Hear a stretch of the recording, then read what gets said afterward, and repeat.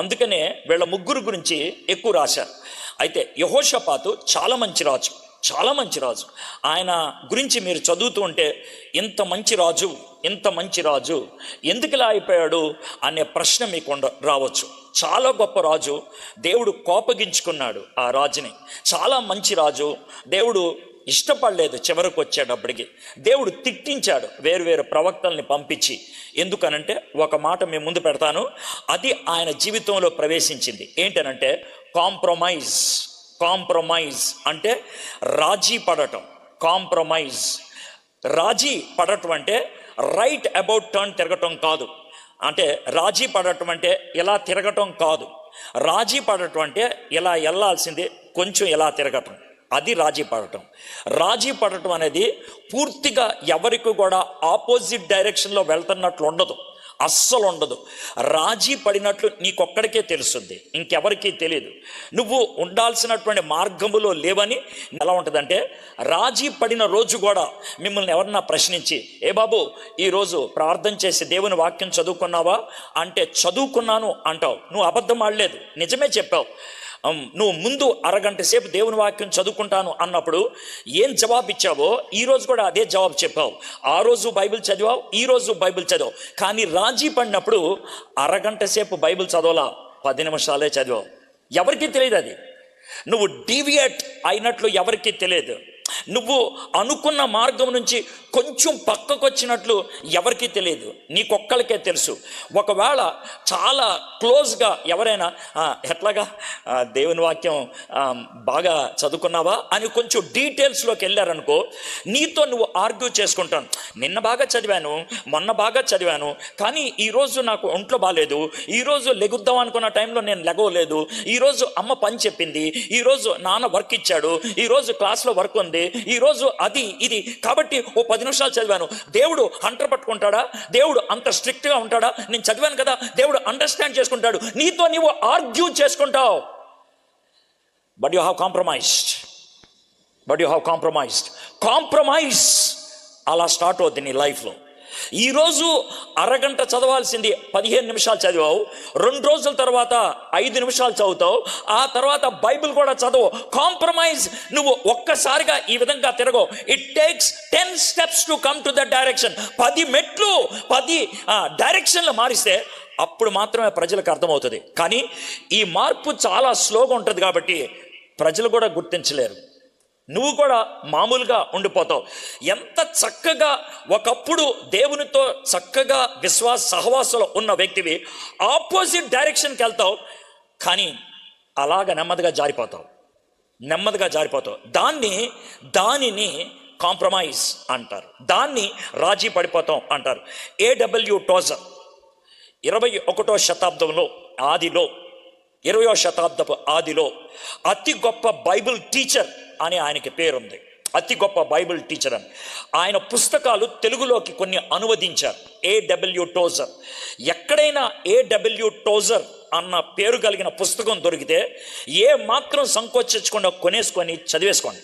చాలా అద్భుతమైనటువంటి Bible teacher ఆయన, గొప్ప బైబిల్ బోధకుడు.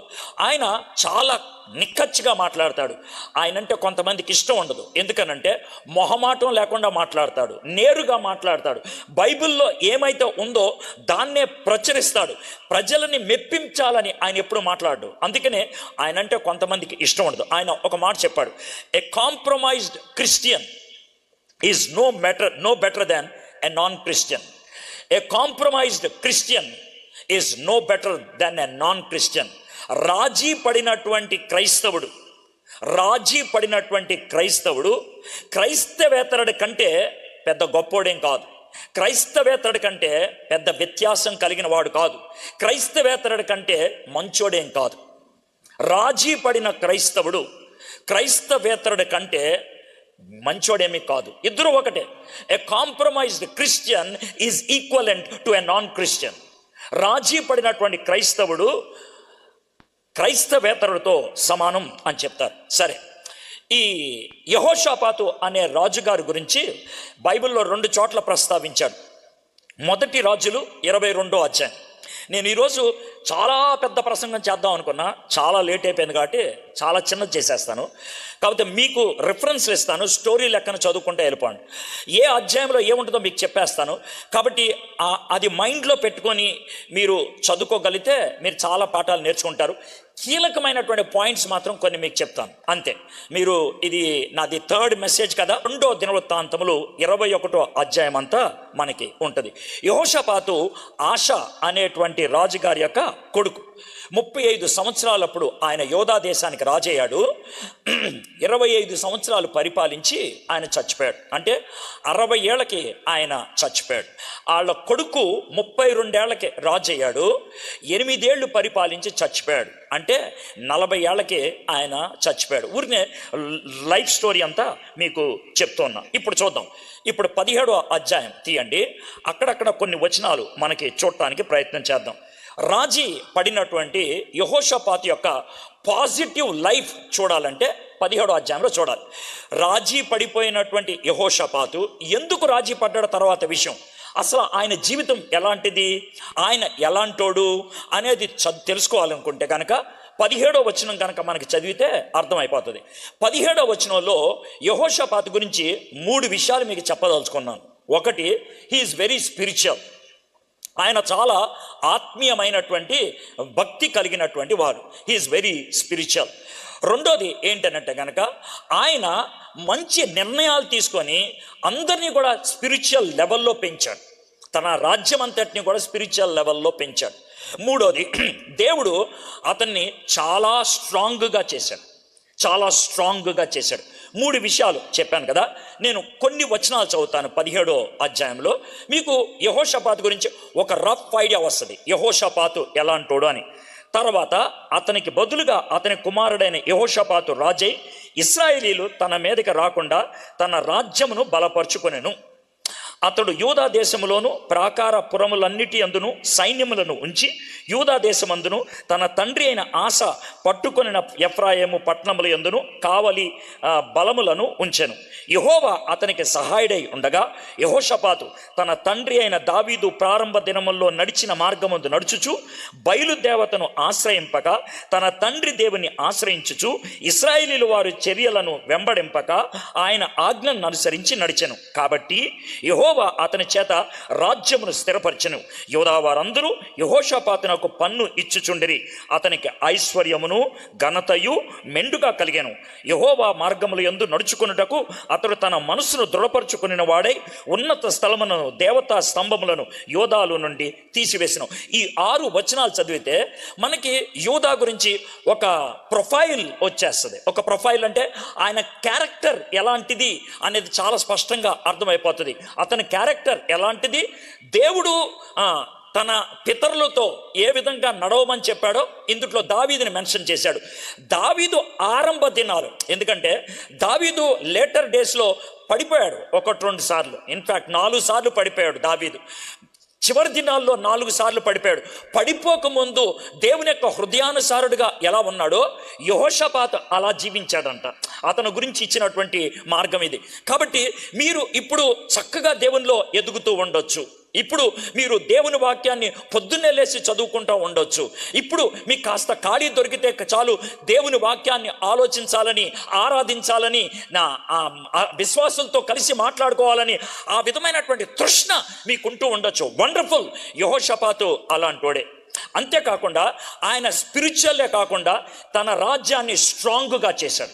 తన రాజ్యాన్ని స్ట్రాంగ్గా చేశాడంటే చుట్టూ కూడా ప్రాకారాలు పెట్టుకున్నాడు. ఎవడు కూడా తన దగ్గరికి రాకుండా ఉండటానికి కట్టుదిట్టమైనటువంటి ఏర్పాట్లు చేశాడు. అంతేకాకుండా దేవుడు సెక్యూరిటీని ఇచ్చాడు. అందుకనే 3 పదాలు ఉపయోగించాను. He spiritual, he strong and he had security. ఎవరి సెక్యూరిటీ? దేవుడు అతన్ని భద్రపరిచాడు. దేవుడు ఎందుకు భద్రపరిచాడు? దేవుడు ఎంపిక చేసిన మార్గంలోనే వెళ్ళాడు. దేవుడు ఆలోచించిన విధంగానే వ్యవహరించాడు. He is perfect. చాలా అద్భుతమైనటువంటి వ్యక్తి. అంతేకాదు మనము 7వ వచనం నుంచి 9వ వచనం దాకా, ఇక నుంచి నేను చదవను, 7వ వచనం నుంచి 9వ వచనం దాకా చదివితే 2 రకాల మనుషుల్ని తన పబ్లిక్లోకి పంపించాడు. ఎవరు ఆ 2 రకాలంటే అఫీషియల్స్, నాయకుల్ని పంపించాడు. రెండోది లేవీల్ని పంపించాడు. పేర్లు కూడా రాశాడు. నాయకుల్ని పంపించాడు, లేవీల్ని పంపించాడు. ఇప్పుడు చదువుతూ ఉండొద్దు, ఎందుకంటే మీరు చదివిన తర్వాత తలపైకి ఎత్తిన తర్వాత నేను ఎక్కడికో వెళ్తాను, ఎక్కడికి వెళ్ళాడని మళ్ళీ బుర్రగొక్కుంటారు. జస్ట్ గుర్తు పెట్టుకోండి, 7 నుంచి మీరు ఏం చేస్తారో నాకు తెలుసు, అందుకనే నేను ఆ విధంగా మాట్లాడేస్తాను. ఈడెవడో నా బుర్రలో దూరినట్లున్నాడు అని అనిపించవచ్చు, నాకు తెలుసు, అందుకే ఇప్పుడు చదవద్దు.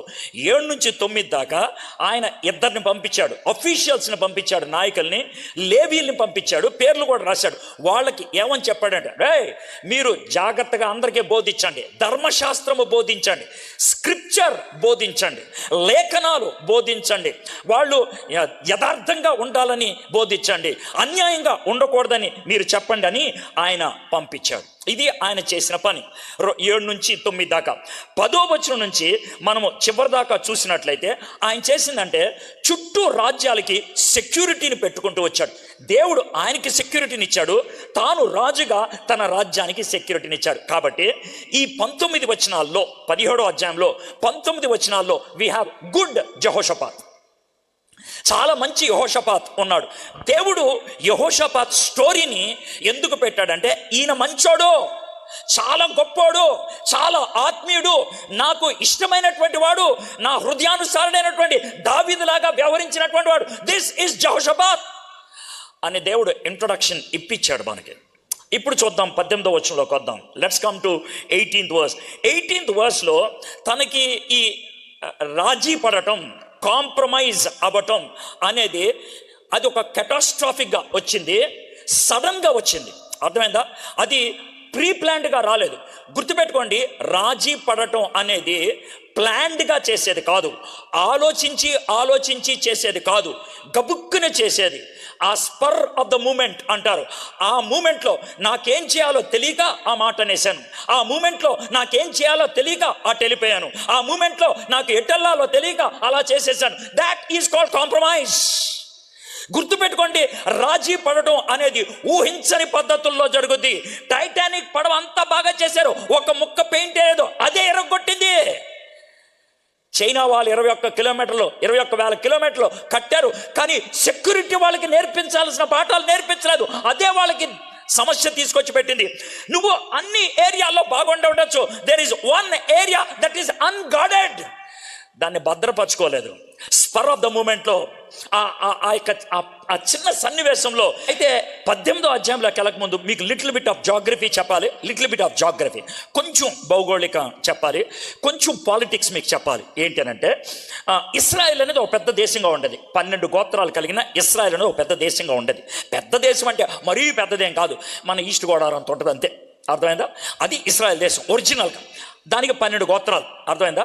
ఈ 12 గోత్రాల ఇశ్రాయేల్ దేశాన్ని 3 రాజులు ఒకళ్ళ తర్వాత ఒకళ్ళు 40 ఏళ్ళు పరిపాలించారు. ఒక్కొక్కళ్ళు. మొదట సౌలు, తర్వాత దావీదు, తర్వాత సొలొమోన్ 120 ఏళ్ళు పరిపాలించారు వాళ్ళు. 1050 నుంచి వాటి తన చావుతో ఇస్రాయేల్ రాజ్యం 2 ముక్కలైపోయింది. ఆంధ్ర తెలంగాణ లాగా 2 ముక్కలైపోయింది. దీనికి ఒరిజినల్ పేరేంటి? ఆంధ్రప్రదేశ్. ఒరిజినల్ పేరు ఆంధ్రప్రదేశ్. ఆంధ్రప్రదేశ్ ఒరిజినల్ అయితే 2 ముక్కలైతే ఒక ముక్కకు ఆంధ్రప్రదేశ్ అనే పేరు ఉంది, అది మనకి ఇక్కడున్న వాళ్ళకి. రెండోది తెలంగాణ అని పేరు వచ్చింది. అదేవిధంగా ఇస్రాయేల్ దేశం 2 ముక్కలైపోయింది. ఆ 2 ముక్కల్లో ఒక ముక్క 10 గోత్రాలకు చెందింది, దానికి ఇస్రాయేలు అని పేరు ఉంది.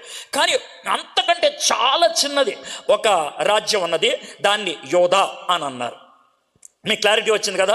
ఇస్రాయేల్ దేశం ఉత్తరాన్ని ఉంటుంది, యోధా కింద ఉంటుంది. భౌగోళికం చెప్తున్నా, ఎందుకు చెప్తున్నానో మీకు అర్థమవుతుంది. మొదటి 3 వచనాల్లోనే మీకు అర్థమైపోద్ది అనమాట. అందుకని చెప్తున్నా, యోధా కింద ఉన్నది అంటే యెహోషాపాతు అంటే మ్యాప్ చూస్తే కింద ఉండేవాడు. కింద ఉన్నాడు అంటే గొయ్యి తవ్వుకొని ఉన్నాడు అనుకోవద్దు, అంటే మ్యాప్ ఎలా చూస్తాం కదా, అందుకని చెప్తున్నా. ఆయన కింద ఉండేవాడు, సౌత్ దక్షిణాన్ని ఉండేవాడు. ఇస్రాయేల్ దేశం నార్త్ ఉండేది.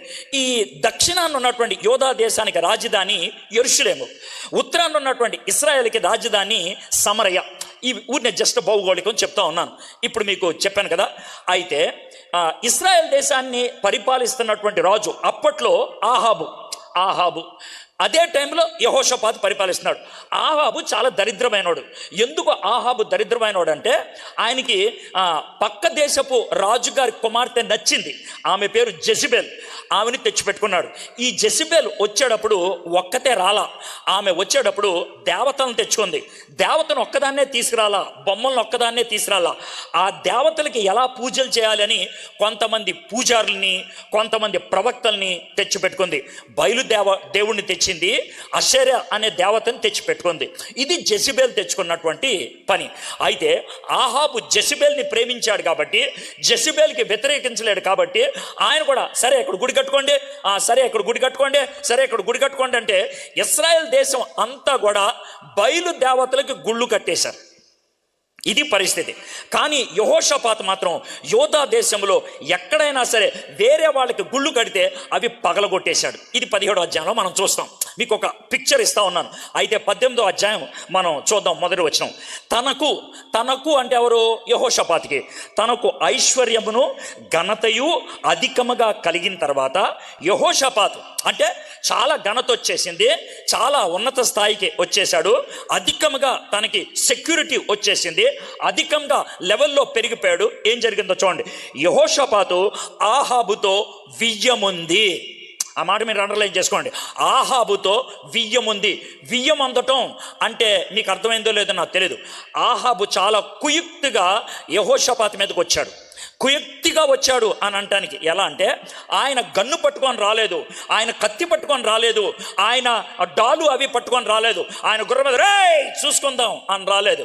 ఆయన దండలు పట్టుకొని వచ్చాడు, పువ్వులు పట్టుకొని వచ్చాడు, కాయలు పట్టుకొని వచ్చాడు, స్వీట్లు పట్టుకొని వచ్చాడు, ఆయన తెల్ల జెండా పట్టుకొని వచ్చాడు. కాబట్టి ఇశ్రాయేల్ రాజు ఇలాగొచ్చాడు కదా అని రండి సార్ రండి సార్ రండి సార్ అంటే కౌగిలించేసుకున్నాడు యెహోషాపాతు ఆహాబు. ఇద్దరు కౌగిలించుకోవటం తప్పేం కాదు, పలకరించుకోవటం తప్పేం కాదు. ఎదురు బదురు కూర్చున్నారు. కూర్చొనుంటే ఆహాబు యెహోషాపాతుతో మాట్లాడుతున్నాడు.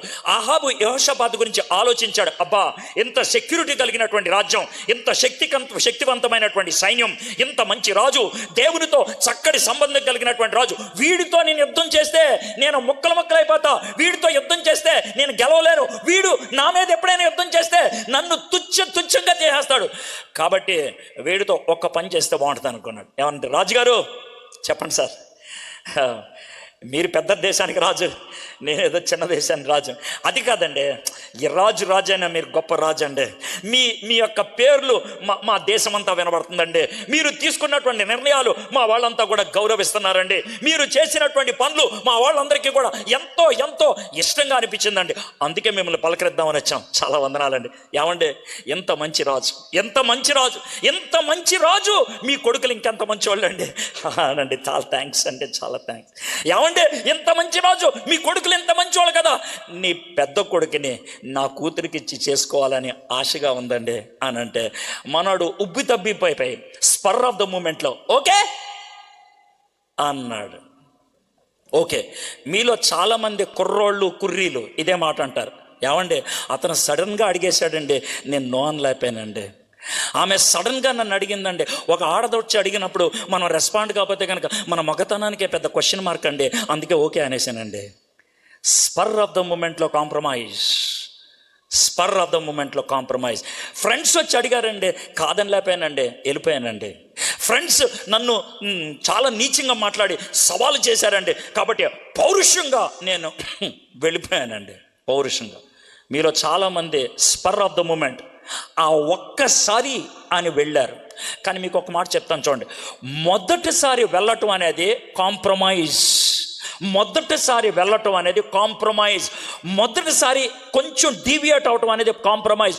రెండోసారి వెళ్ళటం అనేది కాంప్రమైజ్ కాదు. పడిపోయావు, నువ్వు కమిట్ అయిపోయావు. మొదటిసారి కాంప్రమైజ్, రెండోసారి కమిట్. మొదటిసారి నిన్ను బతిమలాడతారు, రెండోసారి బతిమలాడరు. ఏరా అని అంటారు. బస్ అది ఎక్కడికైనా సరే మీకు ఏ విధంగా రా అన్నది వినబడిందో నాకు తెలీదు. నేను రా అంటే ఏ పిక్చర్ నీ గుండెల్లోకి వచ్చిందో నాకు తెలియదు. What ever the picture might be, what ever the situation might be, మొదటిసారి కాంప్రమైజ్, రెండోసారి కాంప్రమైజ్ కాదు, కమిట్.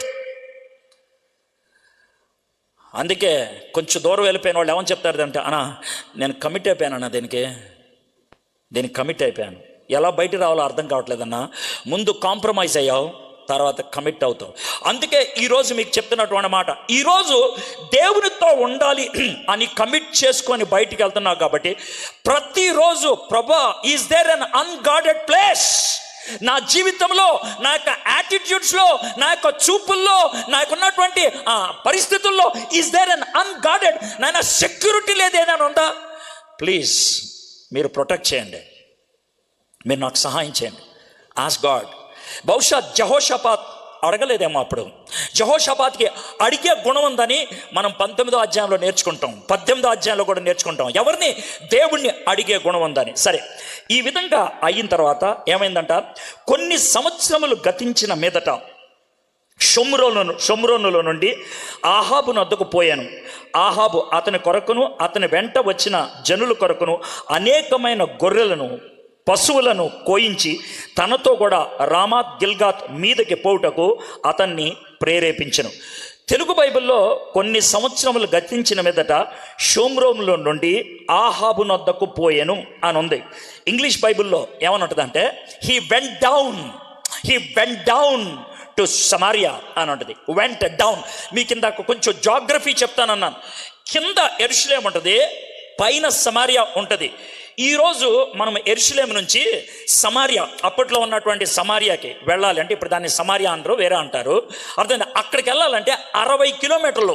ఒకవేళ ట్రాఫిక్లో మనం ప్రయాణం చేస్తే 1 hour 7 minutes, 1 hour 8 minutes పడుతుంది. ఇందాక గూగుల్ మ్యాప్లో ఒకవేళ నేను ఇప్పుడు కనుక కారులో వెళ్తే ఎంత టైం పట్టుతుందని లెక్కేశాను, 1 hour 17 minutes చూపించింది. ఇప్పుడు ఈరోజు ట్రాఫిక్ మధ్యలో ఎంత టైం పట్టుద్ది అని అంటే అంతసేపు చూపించింది. అయితే అప్పట్లో వాళ్ళు బహుశా 2 days నడిస్తే వెళ్ళిపోయేవాళ్ళేమో. 2 days వాళ్ళు 2 రోజులు నడిచి యెరూషలేము నుంచి సమారియాకి వెళ్ళాడు. అయితే మ్యాప్ ప్రకారం అయితే పైకి వెళ్ళాలి. బైబిల్ ఏమని చెప్తుందంటే ఆయన పైకి వెళ్ళా, కిందకి దిగాడు. He went down. కాంప్రమైజ్ అయిన తర్వాత మనం ఎంత దూరం వెళ్ళినా అది గోయింగ్ డౌనే. రాజీ పడిన తర్వాత ఎంత దూరం వెళ్ళా, the more you walk after compromise, the more you are getting deviated.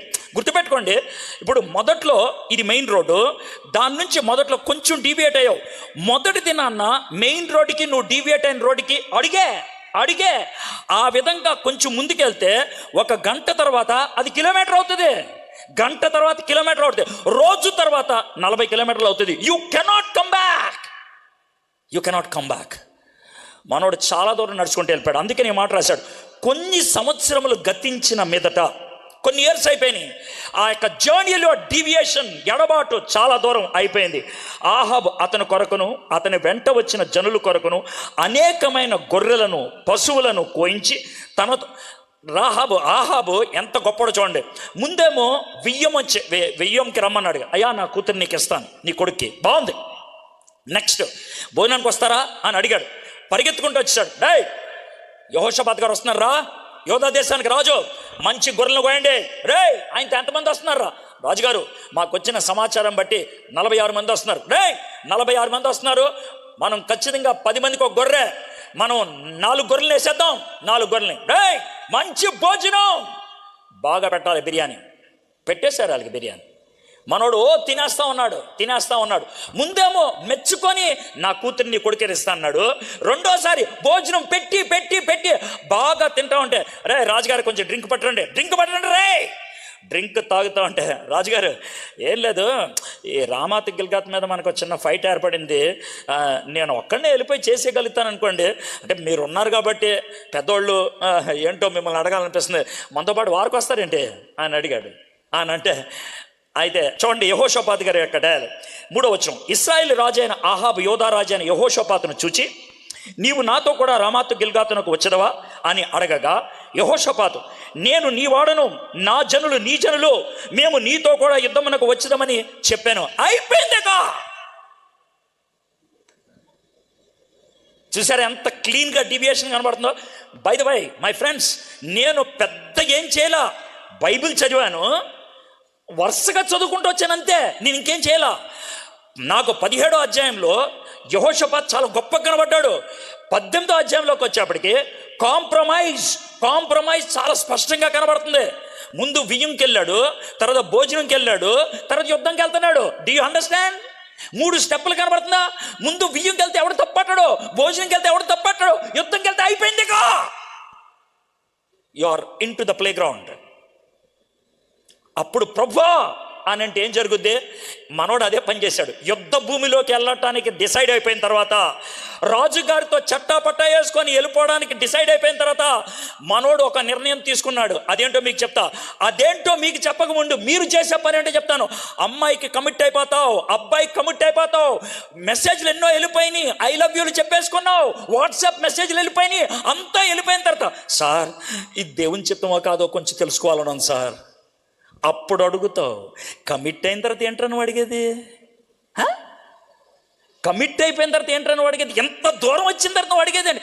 Sir ఆమె కూడా క్రిస్టియనే, ఆయన కూడా క్రిస్టియనే, మేము ఇద్దరం కూడా విశ్వాసులం కాబట్టి పెళ్లి చేసుకొని మంచి పరిచయం చేద్దాం అనుకుంటున్నామండి. బాగుందిరా, నీ ప్లాన్ బాగుంది, అది నీ ప్లాను, అది నీ ప్లాన్, నీ ప్లాన్. అప్పుడు నేను ప్రార్థన చేస్తా, అప్పుడు నేను దేవుని చెప్తాను తెలుసుకుంటా, అప్పుడు మా మమ్మీ డాడీ ఓకే అంటే పెళ్లి చేసుకుంటా. ఏంటి తొక్కలో డైలాగు? ఇప్పుడు చూద్దాం 4వ వచనం. మరియు యెహోషాపాతు ఇజ్రాయెల్ రాజుతో, చూడండి డైలాగ్ చూస్తే మీకు అర్థమవుద్ది. ఏంటి సార్ మీరు ఎంత గౌరవంగా అనేసారంటే ఇప్పుడు చూడండి డైలాగ్. నేడు యెహోవా యొద్ద సంగతి విచారణ చేయదము రెండనగా. చూసారు ఇప్పుడు? మీకు అర్థమవుతుంది? ఇప్పుడు మనోడు డిసైడ్ అయిపోయి కూతుర్ని కొడుకునిచ్చేయడానికి రెడీ అయిపోయాడు, భోజనంకి వెళ్తానికి రెడీ అయిపోయాడు, యుద్ధానికి వెళ్తానికి రెడీ అయిపోయాడు. యుద్ధానికి వెళ్తానికి రెడీ అయిన తర్వాత దేవుణ్ణి అడుగుదామా? అప్పుడు దేవుణ్ణి అడుగుదామా? మై ఫ్రెండ్స్, దేవుణ్ణి అడగాలి, కానీ ఎప్పుడు అడగాలి? బిగినింగ్లో అడగాలి. ఎవడైనా సరే బస్సు ఎక్కక ముందు సార్ ఈ బస్సు ఎక్కడికి వెళ్తుందని అడుగుతాడు, అంతేనా? బస్సు ఎక్కక ముందు అడగాలి ఈ బస్సు ఎక్కడికి వెళ్తుందని. అలా అడగకుండా బస్సు ఎక్కి కొంచెం దూరం వెళ్ళింది సార్ ఎటు వెళ్తుంది సార్ దీన్ని అంటే ఏమనాలా? ఏమనాలా? నా లైఫ్లో అలాగే జరిగింది. నా లైఫ్లో ఎలాగ తప్పమంటారా? రాజమండ్రిలో రాత్రి 12 గంటలకి 2 ఫలక్నుమాలు వస్తాయి. రాజమండ్రిలో రాత్రి 12 గంటలకి 2 ఫలక్నుమాలు వస్తాయి. అర్థమైందా? ఫలక్నుమాలే 2. ఒకటేమో హైదరాబాద్ వెళ్ళే ఫలక్నుమా, ఇంకోటేమో వైజాగ్ వెళ్ళే ఫలక్నుమా. నేను తాడేపులగూడెంలో వాక్యం చెప్పి గబగబా ప్లాట్ఫామ్ మీదకి వచ్చేసి ఎదురుగా ఫలక్నుమా అని కనబడితే ఎక్కేసి, నాది ఏసీ భోగి కదా అని దాంట్లో ఎక్కేసి అలా వెళ్తే నా సీట్ దగ్గర ఎవడో పడుకొని ఉన్నాడు. ఇది నాదే అని అన్నాను నేను. ఈలోగా టికెట్ కలెక్టర్ వచ్చాడు. ఆ టికెట్ కలెక్టర్ నన్ను గుర్తుపట్టి ప్రైజ్ ది లార్డ్ బ్రదర్ అన్నాడు. ఏమైందో చెప్తాను చూడండి. ప్రైజ్ ది లార్డ్ బ్రదర్ అన్నాడు కాబట్టి సరిపోయింది. అంటే బ్రదర్ ఏమైందంటే, సార్ నాది A28 సార్, ఈయన లేడు సార్, ఈయన ఎవరో ఉన్నారు సార్ అంటే, ఏ సార్ నన్ను చూడండి. బ్రదర్ మీరు తప్పెక్కారు బ్రదర్ అని అన్నాడు. ఏ అని అంటే, మీరు హైదరాబాద్ ఎక్కాల్సిన ఫలక్నుమా ఎక్కలేదు సార్, మీరు వైజాగ్ వెళ్ళే ఫలక్నుమా ఎక్కారు. ఆయా, నాకు నెక్స్ట్ మార్నింగ్ షూటింగ్ ఉన్నదే, నాకేం చేయాలో అర్థం కావట్లేదు. సార్ ఏంటి సార్ పరిస్థితి అంటే, సార్ దీనికి ఇంకా 2 స్టాపులు సార్, ఒకటి సామలకోట, 2 తుని, ఆ తర్వాత వైజాగ్ అని అన్నాడు. ఇక ఏం చేయాలో అర్థం కావట్లా. సార్ మీరు సామర్లకోటలో కనుక దిగిపోతే నాకు ప్రాబ్లం వస్తుంది సార్, ప్లీజ్ సార్ మీరు సామర్లకోటలో దిగిపోవాలి. సార్ మీరు సామర్లకోటలో దిగిపోకుండా వైజాగ్ వెళ్ళాలంటే ఏం చేయాలి సార్ అని అన్నా. అంటే ఏమి లేదు సార్, సామర్లకోట నుంచి మీరు వైజాగ్ ఒక టికెట్ ఇస్తే నేను మీకున్నటువంటి దాన్ని బట్టి నేను మీకు బర్త్ ఇస్తాను, మీరు వైజాగ్ వెళ్ళిపోయి అప్పుడు ఏమన్నా చేయొచ్చు సార్ అన్నాడు. అప్పటికప్పుడు నా బుర్ర విపరీతమైన ఫాస్ట్గా పనిచేసి మొబైల్లో స్వార్థరాజు గారికి ఫోన్ చేసి, సార్ గారు నాకు చిన్న సాయం చేసి పెట్టండి సార్, ఒక టికెట్ కొని నాకు ఇప్పించాను సార్, నేను బయటికి వెళ్ళి కొనుక్కొని అంతసేపు సామలకోటలో ట్రైన్ ఉండదానంటే ఆయన పంపించాడు, టికెట్ ఇచ్చాడు. నేను చేయగలిగే పని, వైజాగ్ ఎన్ని గంటలకు వెళ్తుంది? 4 గంటలకి. వైజాగ్లో నా ఫ్రెండ్కి ఫోన్ చేసి, రే కొంచెం నా కారు మీద ఇమీడియట్గా ఎయిర్పోర్ట్కి తీసుకెళ్ళవా, 6 గంటలకు ఫ్లైట్ ఉందిరా, దాన్ని ఎక్కి హైదరాబాద్ వెళ్ళిపోతాను అని హైదరాబాద్ వెళ్ళిపోవడానికి టికెట్ బుక్ చేసుకున్నా, వెళ్ళిపోయాను. అయితే నేను నేర్చుకున్న పాఠం ఏంటి తెలుసా? అడగాలి డీటెయిల్స్ స్టార్ట్ అవ్వకముందు, ఆ తర్వాత మనం ఏం చేయలేము. అవునా కదా? కాబట్టి when you begin a journey, ఒక ప్రయాణం మొదలవుతున్నప్పుడు, అది ఏ ప్రయాణమైనా, నువ్వు చదివే కోర్స్ అయినా, నువ్వు కలిగి ఉండేటువంటి సంబంధమైనా, నువ్వు కలిగి ఉండేటువంటి ఫ్రెండ్షిప్ అయినా, anything in this world ask in the beginning. కొంచెం దూరం వెళ్ళిన తర్వాత అడుగుతా, అది భక్తి, అది ప్రేమ అనొద్దు. మీలో కొంతమంది ఆ విధంగా చాలా దూరం వెళ్ళి ప్రార్థన చేసి, ఏమ్మా ప్రార్థన చేసావా అంటే చేసా అని అంటారు. అది ఎప్పుడు చేశారో చెప్పరు. అది ఎప్పుడు చేశారో చెప్పరు. యెహోషాపాత్ అలాగా ప్రార్థన చేయడానికి ప్రయత్నం చేస్తే ఆహాబు దగ్గర చాలామంది ప్రవక్తలు ఉన్నారు, చాలామంది 400 మంది ప్రవక్తలు ఉన్నారు.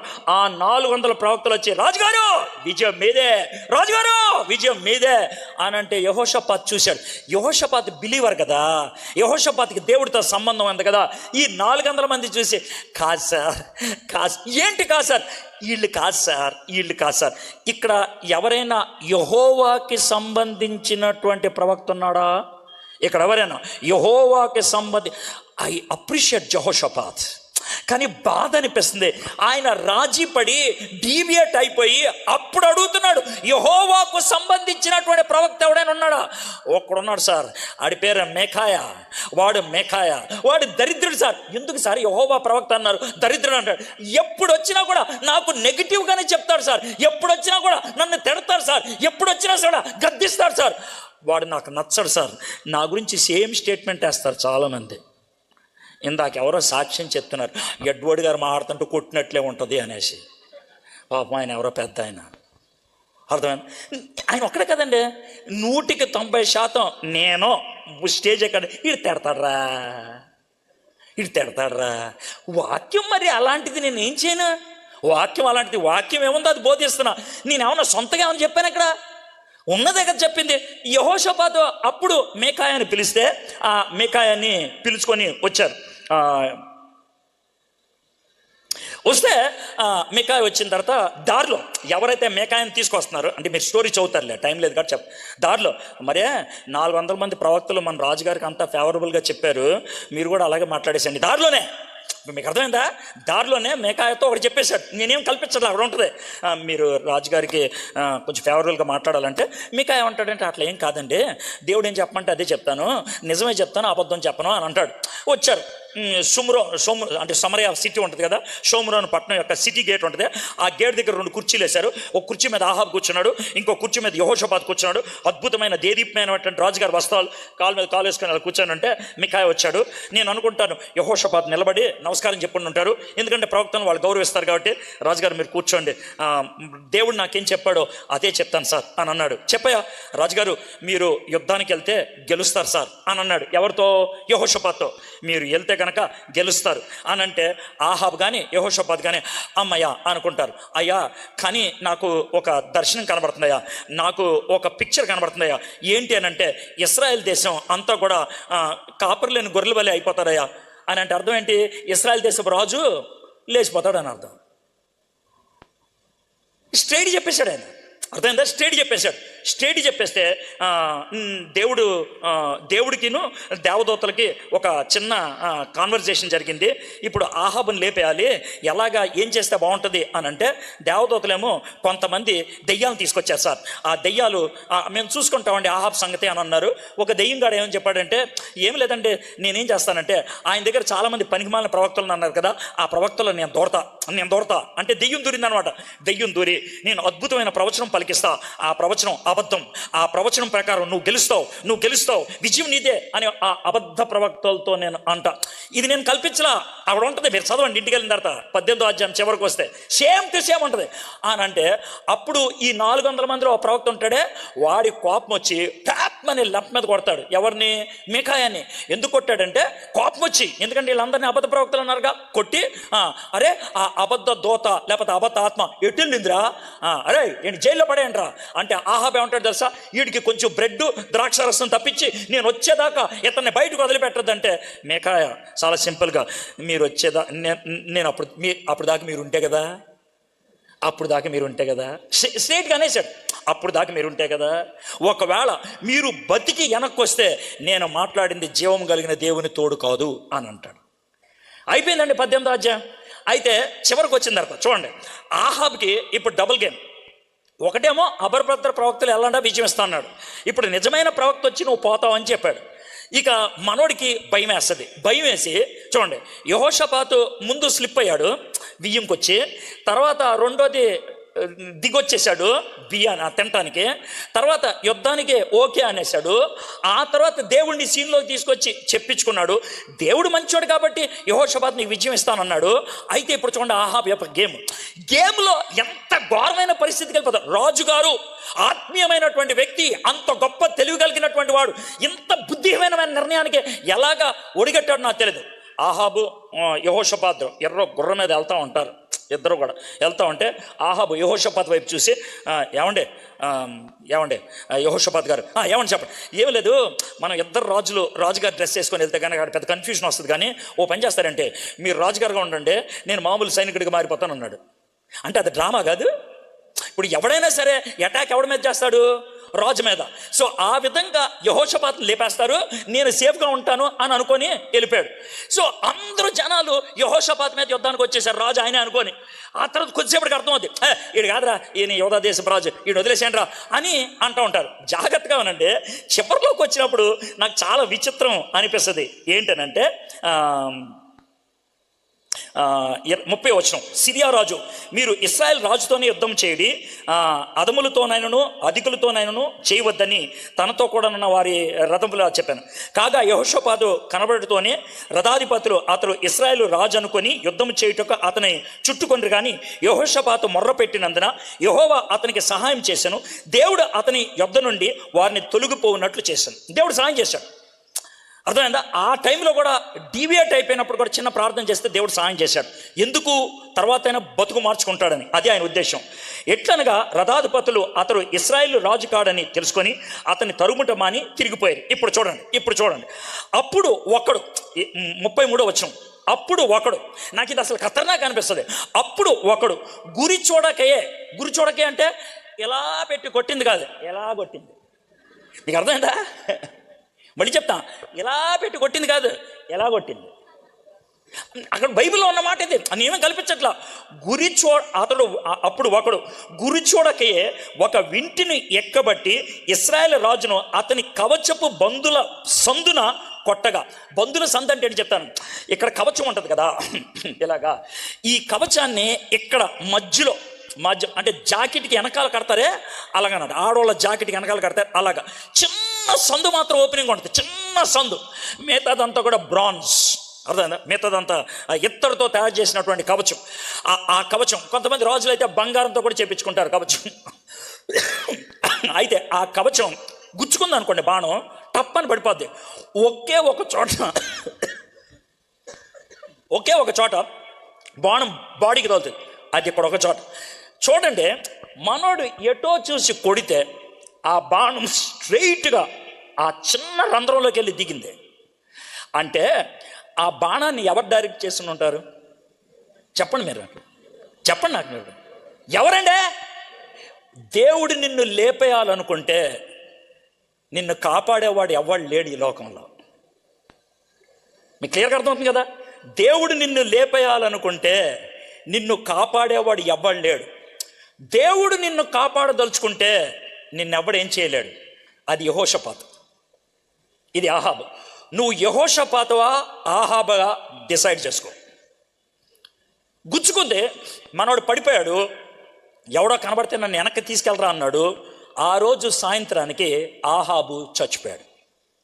18వ అధ్యాయం అయిపోయిందండి. స్టోరీ లాగా వెళ్ళిపోతున్నాం కదా, కాంప్రమైజ్ అనేది చూడండి. ఇప్పుడు 19వ అధ్యాయం.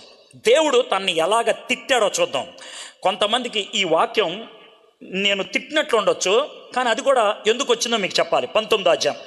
యూదా రాజైన యెహోషాపాతు ఏ ఉపాయమును చెందకుండా యెరూషలేమునందుండు తన నగరునకు తిరిగి రాగా దీర్ఘదర్శి అంటే ప్రవక్త హనానీ కుమారుడు నగు యెహూ అతన్ని ఎదుర్కొనబోయి రాజైన యెహోషాపాతుకు ఈలాగూ ప్రకటన చేశాను. నీవు భక్తిహీనులకు సహాయం చేసి యెహోవా శత్రువులకు స్నేహితుడివైతివి కదా, అందువలన యెహోవా సన్నిధి నుండి కోపము నీ మీదకి వచ్చును. ఆయన చెప్పినటువంటి మాట ఏంటి తెలుసా? అన్నా నువ్వు శత్రువులతో బియ్యంకి వెళ్ళావన్నా, దేవుని యొక్క శత్రువులతో చేతులు కలిపావన్నా, నువ్వు అక్కడికి వెళ్ళావు. ఆ మాట మళ్ళీ చెప్తాను చూడండి. ఏమన్నాడు తెలుసా? యెహోషాపాతుకి ఇలాగ ప్రకటన చేశాను, నీవు భక్తిహీనులకు సహాయం చేసి యెహోవా శత్రువులకు స్నేహితుడు వైతివి కదా, యెహోవా శత్రువులకు స్నేహితుడు వైతి కదా, ఇందువలన యెహోవా సన్నిధి నుండి కోపము నీ మీదకి వచ్చును, దేవుడు కోపం నీ మీదకి వస్తుంది అని భయపెట్టాడు. 3వ వచనం నుంచి చివరి దాకా 11వ వచనం దాకా, చాలా చిన్న అధ్యాయం ఇది, 19వ అధ్యాయం చివరి దాకా ఈయన చేసిన పని ఏంటంటే మళ్ళీ దేవుని వాక్యం బోధిస్తాడు, మళ్ళీ ప్రజల్ని పంపిస్తాడు. రే మనం జాగ్రత్తగా ఉండాలిరా, మనం తప్పు చేసాంరా, జాగ్రత్తగా ఉండాలిరా అని చెప్పాడు. చూడండి, కాంప్రమైజ్ ఒకసారి అయ్యాడు, దేవుడు బుద్ధి చెప్పాడు, సెటరైట్ అయిపోయాడు.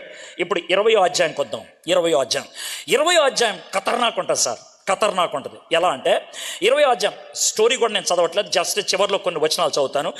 ఇప్పటికే నేను మొదలుపెట్టి 40 నిమిషాలు అయిపోయింది. ఓకే, ఆయన కబురు పెడతారు ఒకరోజు, రాజుగారు యోర్దాను నది అవట్ల 3 రాజులు తన సైనికులందరినీ సిండికేట్ చేసుకొని కలుపుకొని సముద్రం అంత విస్తారంగా సైనికులు వచ్చేసారు సార్ అని అంటారు. అంటే యెహోషాపాతు తనకున్న అలవాటు ప్రకారం, దేవా నన్ను ఏం చేయమంటావు ప్రభా అని ప్రార్థన చేశాడు. దేవుడు ఏమన్నాడంటే, ఏం భయపడద్దు, యుద్ధానికి వెళ్ళు, యుద్ధము నాది, యుద్ధము యెహోవాదే. అక్కడే కనబడుతుంది అనమాట. మీరు వెళ్ళండి, మీరు యుద్ధ భూమిలో నించోండి అని అంటే యెహోషాపాతు ఎంత ధైర్యంగా వ్యవహరిస్తాడంటే, ఎంత విశ్వాసంతో వ్యవహరిస్తాడంటే, చంటి పిల్లల్ని, స్త్రీలను, గర్భిణీ స్త్రీలను, పాలిచ్చే బిడ్డలు ఉన్నటువంటి తల్లుల్ని మొత్తం అందరినీ యుద్ధ భూమిలోకి వచ్చేయమంటాడు. అందరినీ కూడా దేవుణ్ణి ఆరాధించమంటాడు, పాటలు పాడమంటారు. ఆ విధంగా వాళ్ళు పాటలు పాడతా వాళ్ళు మొత్తానికి యోర్దాను నది దాటి అవతలికి వెళ్ళిపోయేటప్పటికి జరిగిందేంటి తెలుసా? అక్కడ ఉన్నటువంటి సైనికులంతా పడి చచ్చిపోయారు. ఏం జరిగింది? రాత్రి అయినప్పుడు 3 దేశాల నుంచి సైనికులు వచ్చారు కదా, 3 రాజులు కలిసి వచ్చారు కదా, ఒకళ్ళ మీద ఒకళ్ళకి డౌట్ వచ్చి ఒకళ్ళనొకళ్ళు పొడి చేసుకున్నారు. మీకు అర్థమైంది కదా, ఒకళ్ళనొకళ్ళు పొడి చేసుకున్నారు. అంటే చైనా, ఆఫ్ఘనిస్తాన్, పాకిస్తాన్ కలిసి వచ్చారనుకో ఇండియా మీదకి యుద్ధానికి. చైనా వాడు ఆఫ్ఘనిస్తాన్ అని పొడి చేశాడు, ఆఫ్ఘనిస్తాన్ పాకిస్తాన్ అని పొడిచాడు. ఈ విధంగా ఒకళ్ళనొకళ్ళు పొడి చేసుకొని మొత్తం అందరూ చచ్చిపోయారు. వీళ్ళు వెళ్ళి వాళ్ళు ఆ సైనికుల దగ్గర ఉన్నటువంటి యుద్ధ సామాగ్రి కానీ, బంగారమే కానీ, వెండే కానీ తెచ్చుకోవడానికి 3 రోజులు పట్టిందంట. తెచ్చుకోవడానికి 3 రోజులు పట్టింది. ఇంత గొప్ప యెహోషాపాతు అంటే సెటరైట్ అయిపోయాడు, మళ్ళీ సెటరైట్ అయిపోయాడు. ఇప్పుడు మనం చివరికి వచ్చేద్దాం. ఆయన రాజు అయినప్పుడు 32 ఏళ్ళు అది ఇది అని చెప్పాడు కదా, చివరికి వచ్చేప్పటికి ఆయన మళ్ళీ అహాజ్యాతో కలిసి ఆయన తన నిర్ణయాలు మార్చుకున్నాడు. 31వ వచనం చూద్దాం. యెహోషాపాతు యూదా రాజ్యమును ఏలెను. అతడు ఏలన ఆరంభించినప్పుడు 35 సంవత్సరముల వాడు. యెరూషలేములో 25 సంవత్సరములు ఏలెను. అతని తల్లి అంతా చెప్పారు. 32 అతడు యెహోవా దృష్టికి యథార్థముగా ప్రవర్తించి తన తండ్రి అయిన ఆశా మార్గమందు నడుకుతో వచ్చిన కోళ్ళు ఉంటుంది కదా, ఏమండి ఈ ఒక్క గుడి నా కోసం ఉంచండి, కాంప్రమైజ్ అయ్యాడు. ఈ ఒక్క గుడి నా కోసం ఉంచండి అని చెప్పుండి ఉంటారు. కాబట్టి కాంప్రమైజ్ అవ్వటంతో ఆ విధంగా జరిగింది. తర్వాత ఏమైంది? యెహోషాపాతు చేసిన కార్యములన్నిటిని గురించి హనానీ కుమారుడైన యెహూ రచించిన గ్రంథములను రాయబడి ఉండెను. 35 ఇది అయిన తర్వాత యోధా రాజైన యెహోషాపాతు మిక్కిలి దుర్మార్గముగా ప్రవర్తించిన ఇశ్రాయేలీల రాజైన అహజ్యాతో స్నేహము చేసెను. అక్కడేమో వాడే వచ్చి బియ్యం అడిగాడు, ఇక్కడేమో ఈయన అసఖ్యమైన అహజ్యాతో స్నేహం చేశాను. వాళ్ళు ఇద్దరూ కలిసి పడవలు తయారు చేద్దాం అనుకున్నాడు, కానీ దేవుడికి కోపం వచ్చి ఆ పడవలను కూడా పగలగొట్టేశాడంట. ఆ తర్వాత యెహోషాపాతు చచ్చిపోయాడు, పాతి పెట్టేశారు. ఓవర్. యెహోషాపాతు 2 times కాంప్రమైజ్ అయ్యాడు. ఒకసారి కాంప్రమైజ్ అయ్యి తన కొడుక్కి అన్య దేవతలను పూజించేటువంటి ఒక అమ్మాయిని తీసుకొచ్చి పెళ్లి చేశాడు. తర్వాత సెటరైట్ అయ్యాడు, కానీ ఏమి లాభం? అప్పుడు కూడా మళ్ళీ జారిపోయాడు. ఇది మనము యెహోషాపాతు గురించి అయితే క్విక్గా 21వ వచనం. తన కొడుకు యెహోరాము రాజయ్యాడు. వాళ్ళ నాన్నగారు చచ్చిపోయిన తర్వాత ఆయన రాజు అయిన తర్వాత ఆయన వాళ్ళ నాన్నగారి పద్ధతిలో జీవించలేదంట, వాళ్ళ మామగారి పద్ధతిలో జీవించాడు. ఎవరు? ఆహాబు తరపున. ఆహాబు ఏ విధంగా చేశాడో ఈయన కూడా అదే విధంగా చేశాడు. అప్పుడు దేవుడు ప్రవక్తను పంపించి ఏమన్నాడు తెలుసా? రే నిన్న అసలు దేవుడికి లేపేయాలని కోపం ఉందిరా, కానీ దావీదు సింహాసనం మందు దేవుడు దావీదుకు చెందినటువంటి వ్యక్తిని ఒకరిని కూర్చోపెట్టాలి అనేటువంటి ఒక నిబంధన చేసుకున్నాడు కాబట్టి నువ్వు ఇంకా ఉన్నావురా, లేకపోతే ఎప్పుడో లేపేసేవాడు అని చెప్పి ఏమంటాడు తెలుసా? నీకు రోగం వస్తుంది, నీకు భయంకరమైన రోగం వస్తుంది, ఆ రోగంతో నువ్వు చచ్చిపోతావు. అంటే మీరు వివరణలోకి వెళ్తే జాగ్రత్త వినండి. కడుపుకి ఏదో రోగం వచ్చిందంట, క్యాన్సర్ లాంటిది ఏదో రోగం వచ్చింది. ఆ రోగం వస్తే బైబిల్లో ఇచ్చిన వివరణ పేగులు బయటకు వచ్చేసి పడి చచ్చిపోయాడంట రాజు. ఆ విధంగా రాజుగారు పేగులు బయటకు వచ్చేసి చచ్చిపోతే రాజుగారిని కాల్చినట్లు కాల్చలేదంట. రాజుగారికి చేసేటువంటి అంత్యక్రియలు చేసినట్లు అతనికి చేయలేదంట. దావీదు యొక్క పురములో ఆయన్ని సమాధి చేయలేదంట, బయటపడేశారు. కనీసం గౌరవప్రదమైనటువంటి అంతం లేదు. కారణం ఏంటంట, నాన్నగారు కాంప్రమైజ్ అయ్యారు, కొడుకు పూర్తిగా కాంప్రమైజ్ అయిపోయాడు. ఫ్రెండ్స్, కాంప్రమైజ్ అవ్వద్దు. ప్రతిరోజు చాలా జాగ్రత్తగా ఉండాలి. ఈరోజు నేను దేవునికి ఇవ్వాల్సిన సమయం ఇచ్చానా? ఈరోజు దేవుని మాట నుంచి ఒక సత్యాన్నైనా నేను తెలుసుకోగలిగానా? ఈరోజు దేవుడు నాకు వాక్యం నుంచి ఏం మాట్లాడాడు? Please don't compromise your time with God every day.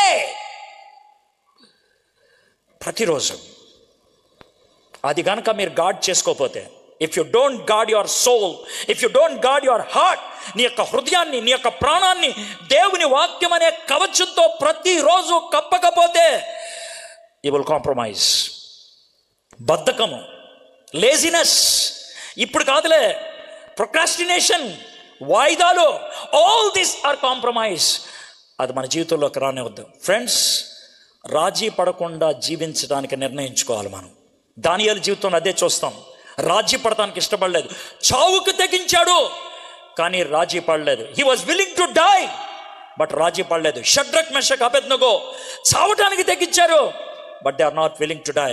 దేవుడు దాన్ని అభినందించారు.